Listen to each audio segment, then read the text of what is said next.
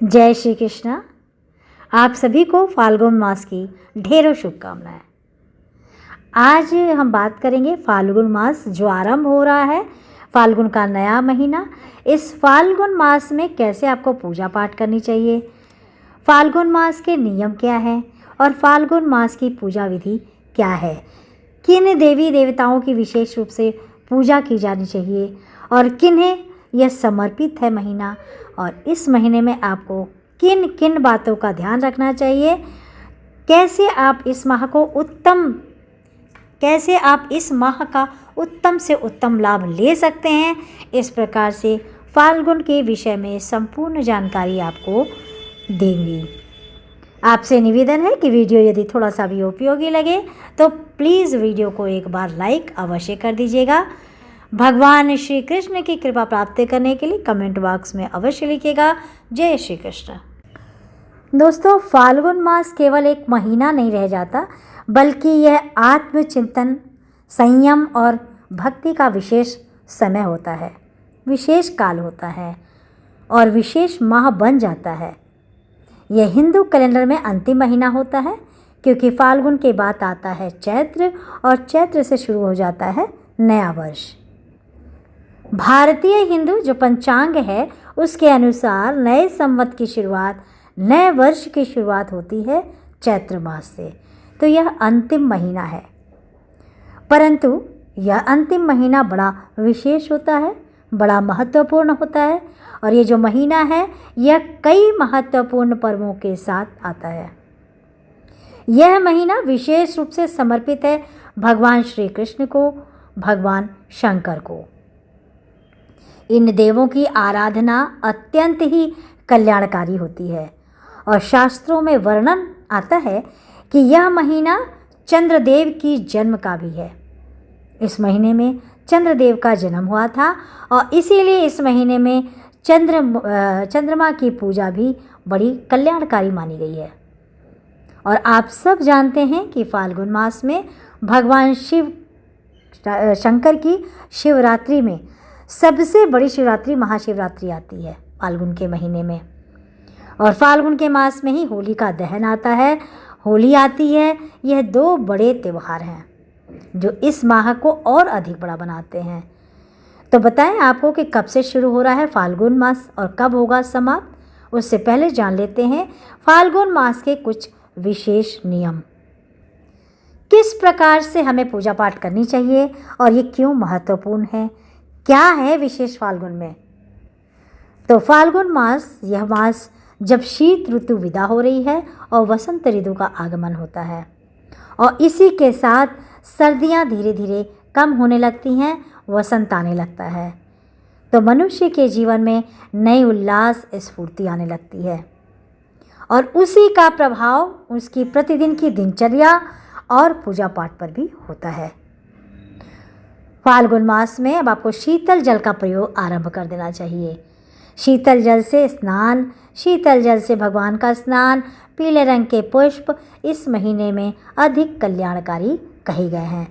तो आप इस माह के लिए पीले रंग के पुष्पों को प्रामुख्यता दीजिए। पूजा पाठ में भगवान को अर्पित करने के लिए वही रोली, मौली, चंदन का प्रयोग होगा, और जैसे ही फाल्गुन मास आरंभ होगा उसके साथ ही शुक्र भगवान भी उदय हो रहे हैं, तो शुक्र भी उदय हो जाएंगी।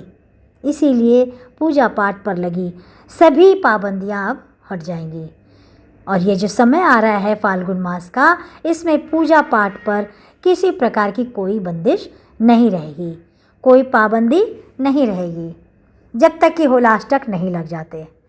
और फाल्गुन मास में होलाष्टक कब आरंभ होते हैं?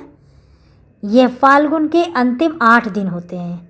अगर किसी तिथि पर छठ नहीं होता तो फाल्गुन मास के अंतिम 8 दिनों में होलाष्टक कहे गए हैं, अंतिम 8 दिनों को। और इनके विषय में भी अलग से वीडियो बनाकर मैं आपको बताऊंगी। शीघ्र ही आप इससे संबंधित वीडियो प्राप्त करेंगे।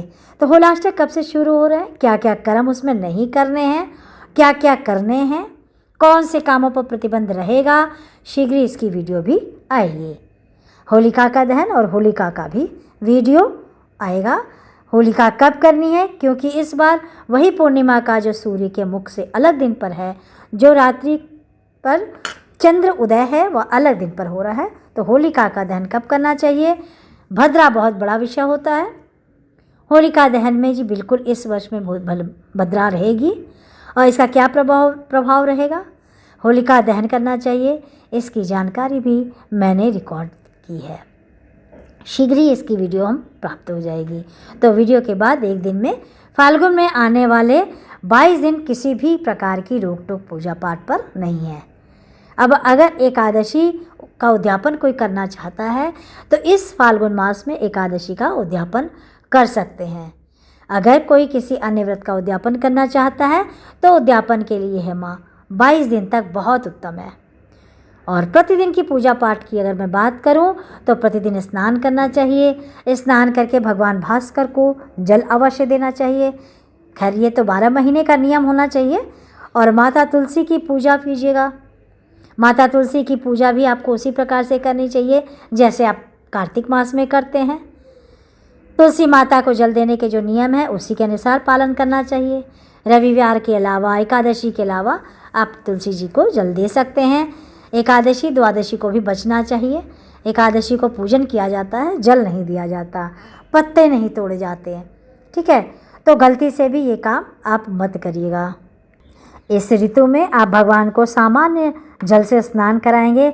स्नान कराने के बाद अच्छे से पोंछ दीजिए, वस्त्र अर्पित कीजिए और वस्त्र के रूप में जो भी आपने नए वस्त्र ला रखे हैं उनको धारण करवाइए। तो उन सभी के लिए जिनको मानसिक परेशानियां चल रही हैं, जिनकी चिंताएं बहुत अधिक हैं, जिनका चित्त एक स्थान पर नहीं रहता, आजकल किसी डिप्रेशन में है, एंजाइटी अधिक रहती है, तो उन्हें विशेष रूप से चंद्र देवता के दर्शन करने चाहिए, पूजा पाठ करना चाहिए। फाल्गुन मास के शुक्ल पक्ष के विशेष पक्ष जो है विशेष फलदायी रहते हैं, क्योंकि कृष्ण पक्ष में दिखाई देते नहीं है चंद्रमा। और चंद्रमा को अगर आप अर्घ भी दे सकें तो जल दें, अर्घ दें और अच्छा रहेगा। और ये महीना जो होता है चंद्र पूजा के लिए बहुत ही कल्याणकारी माना गया है। यह माह दान का महीना है। जितना दान दे सकते हैं दान दीजिए। आवश्यकता जिसको हो ज़रूरतमंद को ही दान कीजिए। प्रभु की भक्ति कीजिए और प्रभु का मंत्र ओम नमः शिवाय, ओम नमो भगवते वासुदेवाय नमः जितना जपेंगे उतना कल्याणकारी रहेगा। तो अब बात करते हैं कि फाल्गुन के महीने में क्या नहीं करना चाहिए। तो प्रिय दर्शकों, फाल्गुन के महीने में प्रयास करके भी कोई अनुचित कर्म ना करें, असत्य ना बोलें, सत्य बोलें, मोटे अनाज का सेवन करें, तामसिक वस्तुओं का प्रयोग ना करें, बचें।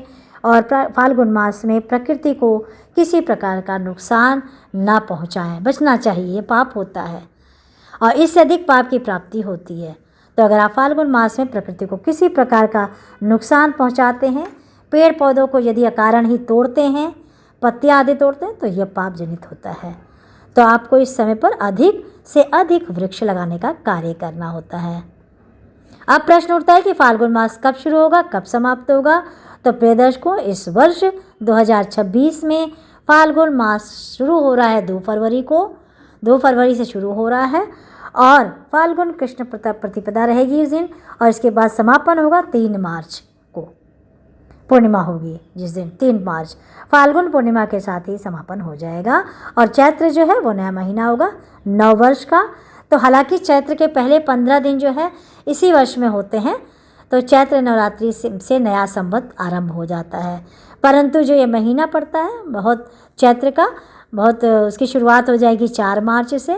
और फाल्गुन मास के महात्म में अगर आप और सुनना चाहते हैं तो हमारे वीडियो को ज़रूर लाइक करें, सब्सक्राइब करें। नई नई जानकारी के साथ फिर मिलते हैं। बहुत बहुत धन्यवाद।